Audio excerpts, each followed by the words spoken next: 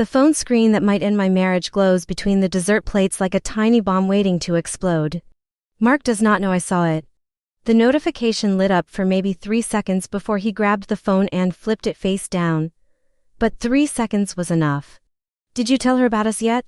With that little pink heart signed Hannah.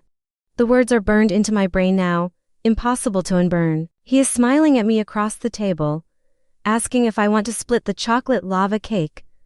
The same cake he ordered when he proposed to me 10 years ago at this exact restaurant. His hand reaches for mine. I let him take it because I do not know what else to do. If you only saw this scene, you would say it is simple, he cheated on me. But marriages are never that clean, are they? You are already here hearing my side. So subscribe and stay to hear his too, because after you listen to both of us, you might see this differently. Or maybe you will hate us both. But for you to understand how I ended up here, staring at proof I never wanted to find, I need to go back a little. Mark and I met at a bookstore on a Wednesday afternoon in 2012. I was reaching for a cookbook on the top shelf and he appeared next to me, taller, able to grab it easily. He handed it to me with this grin that made me feel like he had been waiting his whole life to hand someone a cookbook. We talked for 2 hours in the cafe section. He told me about his job in marketing, about how he wanted to travel to Iceland someday, about how his mom made the best lasagna in the world. I told him about my teaching job, about my dream of learning pottery, about how I cried watching old movies alone on Friday nights. When we finally left, the sky was dark and the rain had started. He walked me to my car under his jacket. Both of us getting soaked, laughing like idiots. Our wedding was small. Just family and close friends in a garden behind his parents' house. I wore my grandmother's pearls, he cried during his vows. We honeymooned in a tiny cabin in the mountains with no internet and spent 5 days cooking together, hiking, making love on every surface, talking about the future like it was a place we could actually see. He wanted 3 kids. I wanted 2. We compromised on 2 and a dog. By 2015, we had bought our first house, a blue colonial with a porch swing. I got pregnant with Emma that summer. Mark painted the nursery yellow because we wanted to be surprised. When Emma was born, he held her like she was made of glass and whispered, "I am going to be the best dad for you." I believed him. 2 years later, Oliver came. Our family felt complete. Mark got promoted to senior account manager. I went part-time at the school so I could be home more. We had routines. Friday pizza nights. Sunday morning pancakes. Reading to the kids before bed, both of us squeezed onto Oliver's tiny mattress. I thought we were happy. I really did. Mark was working longer hours, sure, but he was building something for us. He talked about making partners someday, about paying off the house early, about that trip to Iceland we still had not taken. I supported him. I packed his lunches. I handled the kids' tantrums and doctor appointments and school conferences mostly alone because he was busy. I told myself that was what marriage looked like after kids. Teamwork. Division of labor. Love changing shape but not disappearing. But looking back now, I can see the moment things started shifting. It was small. So small I almost missed it. We were having dinner maybe 8 months ago, and I asked him about his day. He said, "Fine, just the usual." I asked if the new campaign was going well. He said, "Yeah, the team is handling it." The team, not I. Not details. Not the Mark who used to come home and tell me every funny thing someone said in a meeting. I thought he was just tired. I did not know yet that when someone starts editing their life for you, it is because someone else is getting the unedited version. The phone thing started around October. Mark had always left his phone on the kitchen counter, face up, buzzing with work emails and texts from his brother. But suddenly it was different. He started carrying it everywhere. To the bathroom. To the backyard when he took out the trash. He would flip it face down the second he set it anywhere. When I asked why, he said, "I do not know, habit I guess, habit." Like picking up a new habit of hiding is normal. Then there was Hannah. He mentioned her casually one night while I was folding laundry. "We hired someone new on the team, Hannah. She is really sharp, good ideas." I said that was great. I did not think anything of it. A week later he mentioned her again. Hannah suggested we pivot the campaign strategy. Then again. Hannah and I worked late on the presentation. Her name started appearing like background music I could not quite ignore. I am not a jealous person. I never have been. Mark had female coworkers before. He had female friends, but something about the way he said her name felt different. Too casual. Like he was practicing sounding casual. One night in early November, we were lying in bed and his phone buzzed on the nightstand. He grabbed it fast, read the message, smiled a little, and put it back down without saying anything. I asked who it was. He said, just work stuff. I said, at 11 at night. He sighed like I was being unreasonable and said, Lily, you know how it is. Clients do not care about time zones. I let it go. But I noticed he angled the phone away from me when he typed the response. The restaurant incident happened 2 weeks before Thanksgiving. He told me he had a work dinner with a client and would be home late. I said fine. Around 9 that evening, Emma had a fever and I needed him to pick up medicine on his way home. I called him 3 times. No answer. I texted. Nothing. Finally, at 10:30, he called back. I could hear music and voices in the background. I asked where he was. He said, I told you, work dinner. I asked why he did not answer. He said his phone was on silent and he just saw my messages.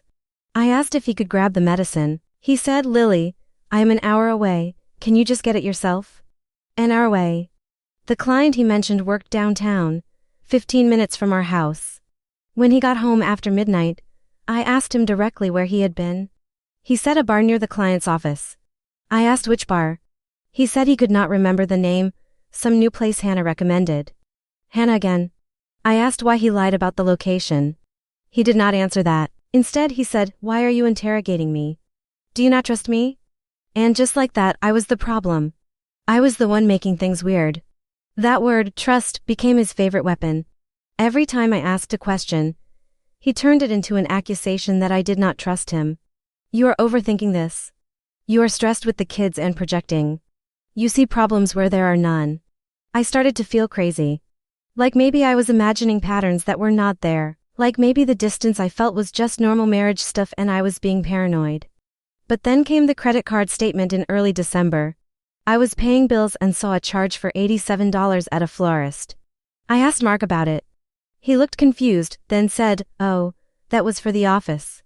We sent flowers to a client. I asked which client. He said, I do not remember, it was a few weeks ago. I let it drop. But later that night, I looked up the florist's address. It was not near his office. It was near a neighborhood I did not recognize. I told myself it could be near the client's office. I told myself I was being insane. But my hands were shaking when I closed the laptop. Back then, I thought that word overreacting was just annoying. I did not know it would become the weapon he used every single time I got close to the truth. I became someone I did not recognize. Someone who checked pockets. Who opened the laptop after he fell asleep. Who memorized his passcodes by watching his thumb move across the screen when he thought I was not looking. I hated myself for it, but I could not stop. The first time I checked his phone, my heart was pounding so hard I thought I might pass out. It was a Saturday morning. He was in the shower. The phone was on the dresser. I unlocked it and went straight to his messages. Nothing from Hannah in the thread. Which felt strange because he talked about her constantly. I checked his email, work stuff mostly.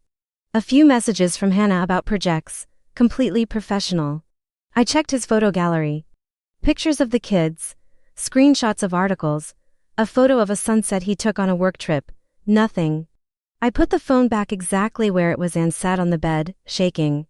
Part of me felt relieved. Part of me felt stupid. But a bigger part of me felt like I was looking in the wrong places. I started watching him differently.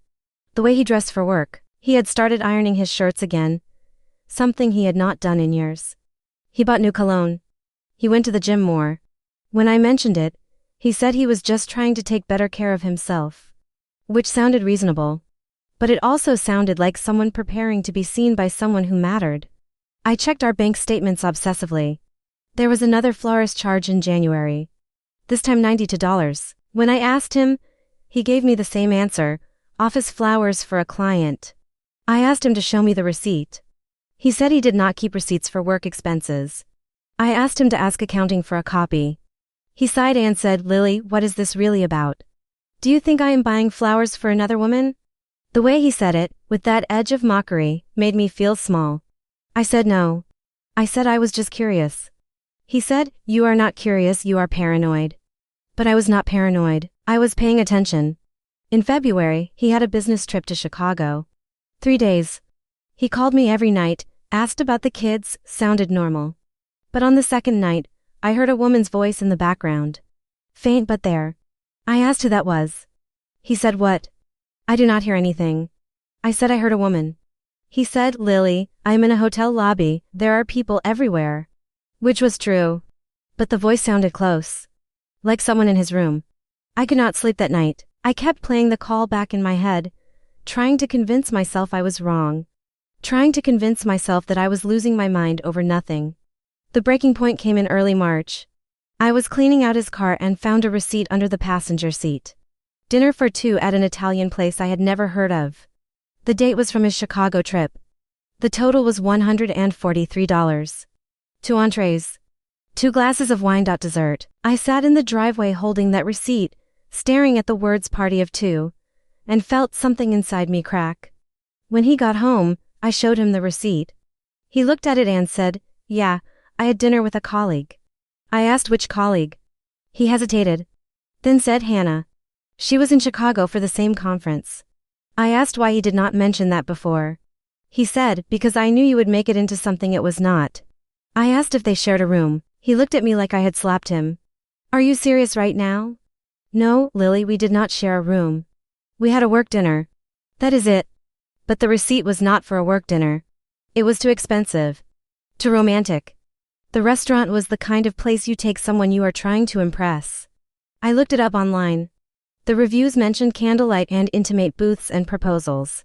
I did not bring it up again that night. I was too tired. Too scared of what I might find if I kept digging, but I kept the receipt. I folded it carefully and put it in the back of my dresser drawer, behind my old journals and scarves I never wore. I told myself I was saving it just in case. Just in case I needed proof someday. The obsession took over everything. I stopped sleeping. I would lie awake at night listening to him breathe, wondering if he was dreaming about her. I stopped eating. Food tasted like nothing. I lost 12 pounds in 6 weeks. My friends noticed. My mom noticed. Emma asked me why I looked sad all the time. I told everyone I was fine. I was not fine. I followed him once. I am not proud of it. It was a Thursday in late March. He said he was going to a work happy hour and would be home by 8. I got a babysitter, told her I had a yoga class, and drove to his office. I parked across the street and waited.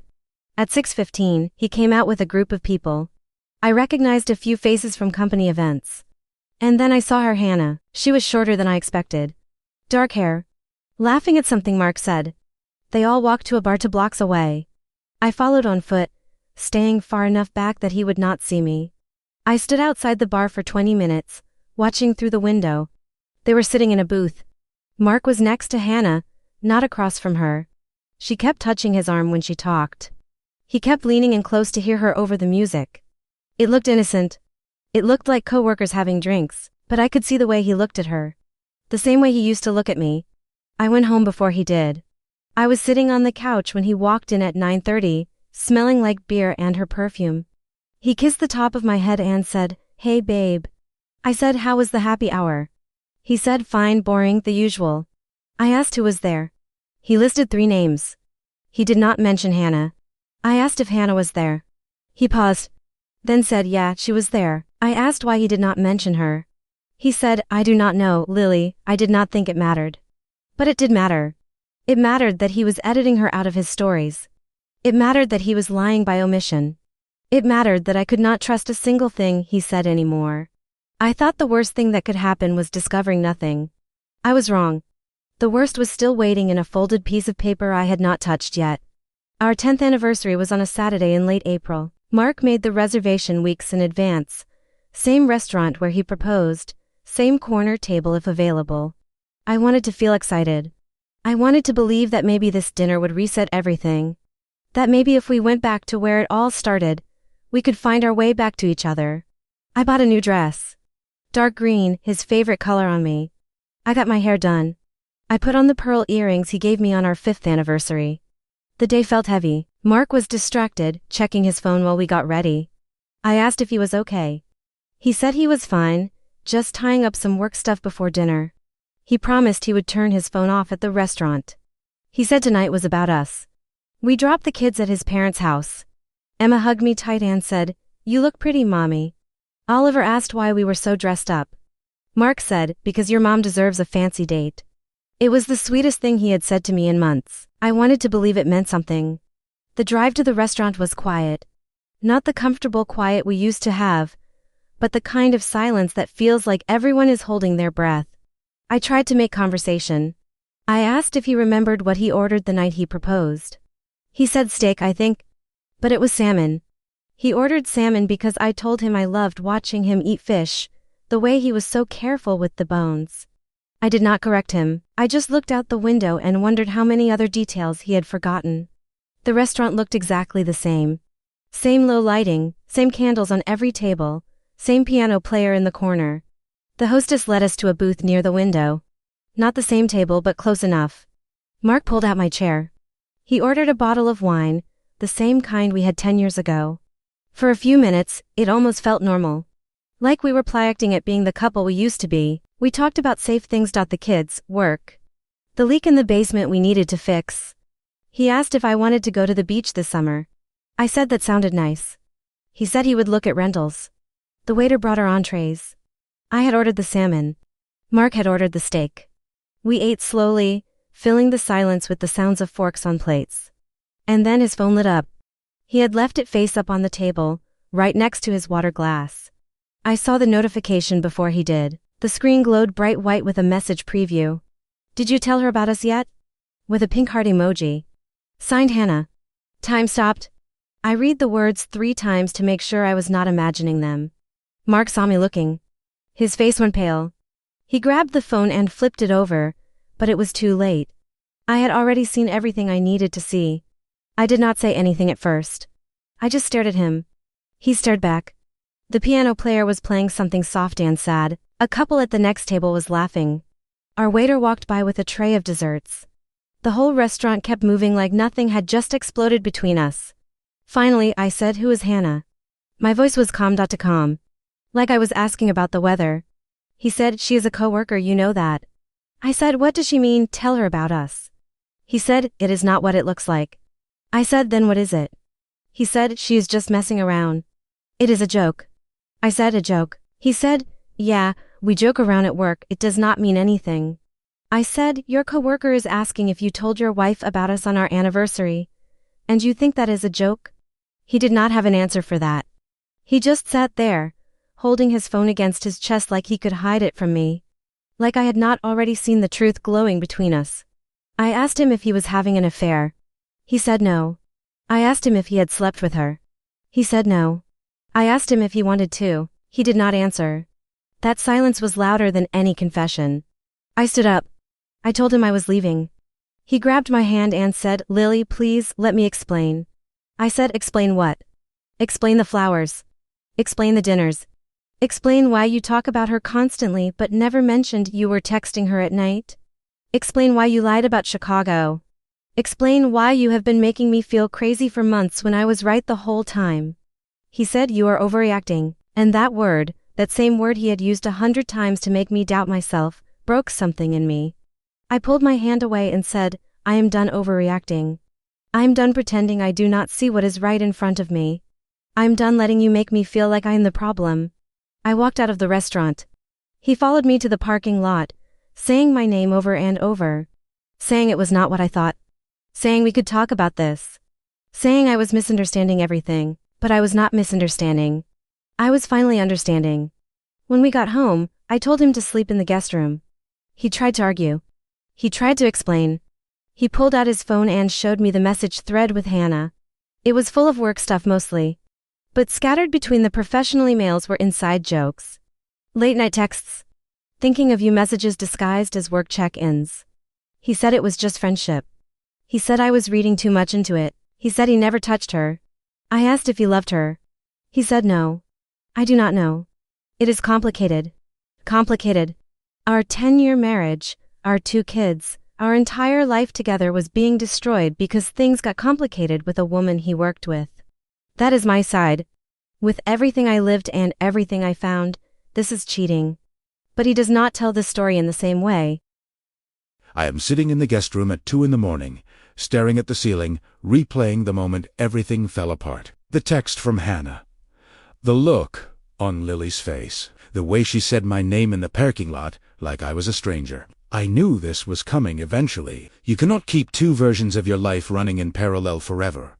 One of them always collapses first. The worst part is not that she found out. The worst part is that she found out on our anniversary, at the restaurant where I proposed, right after I had convinced myself that maybe tonight would be the night I finally ended things with Hannah and tried to fix my marriage. I had the whole speech planned in my head. I was going to tell Lily I had been distant, that I wanted to reconnect, that I missed her, and then my phone lit up with the one message that made all of that impossible. Hannah should not have texted me. I told her a week ago that I needed space to figure things out. I told her that my marriage was complicated and I could not keep doing this. She said she understood, but then she sent that message at the worst possible moment. And now Lily thinks I am the villain in a simple story. If you only listen to her, I am the perfect villain. Let me tell you how it started from my side, because the truth is messier than she wants to believe. The truth is that our marriage was broken long before Hannah existed. Lily just did not want to see it. I fell in love with Lily at a bookstore in 2012. She was wearing a yellow sweater and reaching for a cookbook she could not quite grab. I handed it to her, and she smiled like I had just solved all her problems. We talked for 2 hours. She was smart and funny and genuinely interested in everything I said. Most people ear marketing, and their eyes glaze over. But Lily asked questions. She wanted to know how campaigns worked, what made people buy things, what I loved about my job. No one had ever cared that much about what I did. Our wedding was perfect. Small, intimate. Just the people who mattered. I cried during my vows because I meant every word. I promised to love her, protect her, choose her every single day. I meant it. Primera rea, l'idéal. The first few years were everything I thought marriage should be.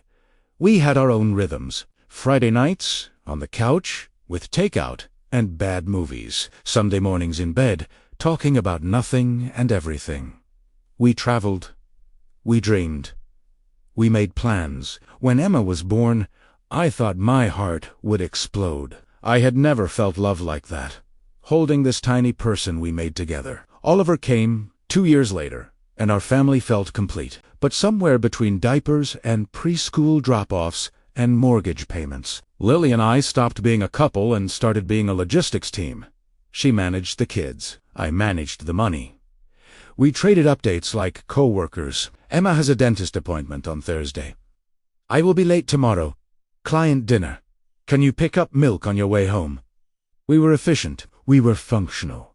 We were not in love anymore. I did not notice it happening. Or maybe I noticed and did not want to admit it. But by the time Oliver started kindergarten, Lily and I barely talked about anything real. I would come home and ask about her day, and she would say, "Fine," the usual.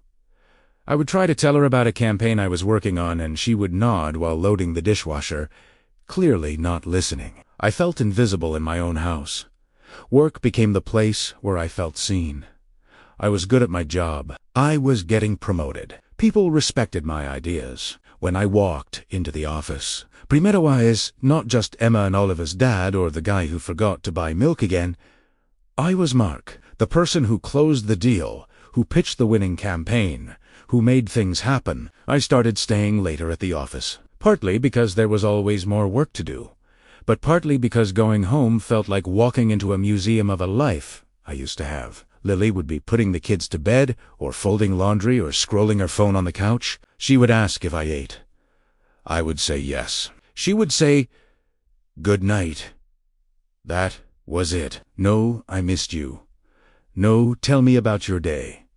No curiosity about who I was anymore beyond my function in the household. I tried to talk to her about it once. It was a Saturday morning. The kids were at my parents', and I suggested we go out for breakfast like we used to. She said she had errands to run. I said the errands could wait. She said, "Mark, I have a list of things I need to get done today." I said, "When do we get to just be us?" She looked at me like I was being dramatic and said, "We are always us. We live together. We have kids together. What more do you want?" What more did I want? I wanted her to look at me the way she used to. I wanted to feel like I mattered to her as a person, not just as a paycheck and a second pair of hands. I wanted to come home and have her actually care about my day. I wanted to feel chosen, not just tolerated. But I did not say any of that. Aida said, "Never mind," and went to the gym. That is when the distance really started. I stopped trying to connect. She stopped noticing I had stopped. We moved through our days like roommates with shared responsibilities. Polite, practical, empty. I did not wake up one morning wanting someone else. I only realized how empty I was when a different person started to pay attention. Hannah started at the agency in late September. She was hired as a senior strategist, same level as me, assigned to a few of my accounts. First day, she walked into the conference room with this confidence that filled the whole space. She had ideas. Good ones. She challenged my pitch in front of the client, and she was right. Normally that would annoy me, but instead I was impressed. We started working together closely. Emails about campaigns turned into emails about other things. She would send me an article about marketing trends with a note like, "Thought you would find this interesting." I would send her a funny video from a failed ad campaign. It was harmless, friendly, the kind of thing coworkers do. But then it shifted. I am not sure exactly when. Maybe it was the night we both stayed late, working on a pitch, and ordered Thai food to the office. We ended up talking for 3 hours. Not about work, but about life. She told me about her divorce 2 years earlier, how her ex-husband stopped seeing her, stopped caring, how she felt like a ghost in her own marriage. I told her I understood that feeling more than she knew. She asked if Lily and I were okay. I said, "We are fine," which was the biggest lie I had told in months. She looked at me with this expression that said she knew I was lying, but was not going to push. Instead, she said, "You know, it is okay to not be okay." And something about the way she said it, with real empathy and no judgment, made me feel less alone than I had felt in years. After that, we started texting outside of work. Nothing inappropriate at first. Just check-ins. How did the presentation go? Rough day. Need a drink. We would meet for drinks, after work sometimes, just the two of us, sitting in a booth talking about everything except the real thing happening between us. One knew I was crossing a line. Not a physical one yet, but an emotional one. I was telling Hannah things I should have been telling Lily. I was looking forward to seeing Hannah more than I looked forward to going home. I was thinking about her when I should have been thinking about my wife. The first time we touched, really touched, was in early December. We were at a client holiday party. Lily did not come because Oliver was sick. Hannah and I ended up standing on the balcony, away from the noise, talking about our families. She was telling me about how hard the holidays were after her divorce. I put my hand on her shoulder to comfort her. She put her hand over mine. We stood there like that for maybe 30 seconds, not saying anything, just feeling the weight of what we both knew was happening. I should have pulled away. I should have gone home and told Lily everything. But I did not. I told myself it was not cheating because we had not kissed. We had not done anything wrong. We were just two people who understood each other. The Chicago trip changed everything. It was mid-February, a 3-day conference. I knew Hannah was going. I did not tell Lily because I knew how it would sound. We did not plan to spend time together outside the conference sessions, but it just kept happening. We sat next to each other during panels. We got coffee between sessions. On the second night, a group of us went to dinner. By the end of the meal, it was just Hannah and me left at the table. We walked back to the hotel together. She was staying on the 8th floor. I was on the 12th. We stopped at the elevator, and she said, "Do you want to come up for a drink? I have a bottle of wine in my room." I knew what that meant. I knew that if I said yes, I could not pretend any more that this was just friendship. I said yes. We drank the wine. We talk. Thalk. We sat on the edge of her bed, close enough that our knees were touching. She asked me what I wanted. I said, "I do not know." She said, "Yes, you do." And she was right.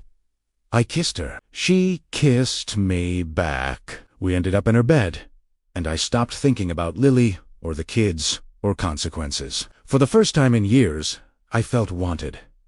Not needed. Not depended on. Wanted. Afterwards, I told myself it was a mistake, that it would never happen again. I went back to my room and barely slept. The next morning, I called Lily and asked about the kids and pretended everything was normal. I was good at pretending by then, but it did happen again and again. Whenever we traveled for work, we found ways to be together. Hotel rooms in different cities where no one knew us. Stolen hours that felt like a different life. I told myself I was not a cheater because I still loved Lily. I told myself it was not real because Hannah knew I was never going to leave my family. I told myself I was just surviving a marriage that had already died. But the truth is, I was choosing Hannah over and over. I was texting her late at night when Lily was asleep next to me. I was buying her flowers and calling them work expenses. I was lying every single day, and the lies got easier each time. I told myself it would never happen again. But the truth is, once you open that door, you cannot pretend the house is still the same. Lily found the receipt from Chicago, the Italian restaurant. I knew it would look bad. $143 for 2 people is not a casual work dinner. But here is what she did not understand. I was not trying to romance Hannah that night. We went to that restaurant because the hotel concierge recommended it. We ordered too much food because we were starving after a full day of conference sessions. We split a bottle of wine because we were celebrating closing a major client. Was there something more happening between us? Yes. Did I take her to a romantic restaurant to seduce her? No. Context matters. But Lily did not want context. She just wanted proof that I was the villain. The flowers were complicated too. Yes. I sent Hannah flowers twice. Once in December after she had a really hard week dealing with her ex about custody. Once in February for her birthday. Were those inappropriate? Probably. But I was not trying to hide them from Lily by putting them on the work card. I put them on the work card because I was not thinking clearly, because I was living 2 lives and mixing up which expenses went where. Lily sees those charges and thinks I was running some elaborate affair. I see them and think about how messy my head was, trying to be a good coworker and friend to Hannah while also being a husband and father at home. The texts were the hardest thing to explain. Lily did not see all of them. Just the one at the restaurant. Did you tell her about us yet? Hannah sent that because I had told her the week before that I was going to come clean with Lily, that I could not keep doing this, that I needed to either fix my marriage or end it. But I could not keep living in the middle. Hannah was pushing me to make a choice. The irony is that the text was her trying to force me to be honest, and instead it blew everything up before I had a chance to figure out how to tell the truth on my own terms. Lily asked me if I loved Hannah.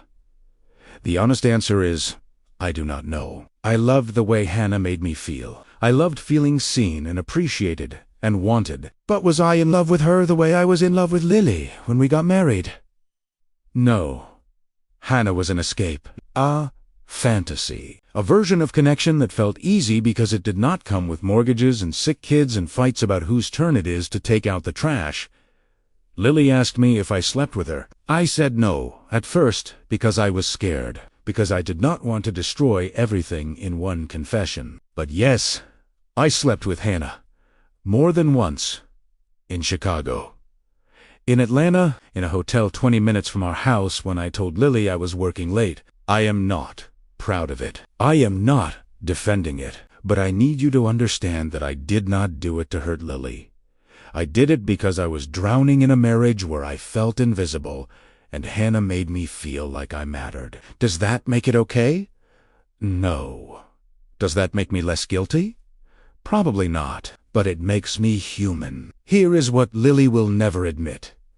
She stopped asking about my day and actually listening. She stopped touching me unless it was functional.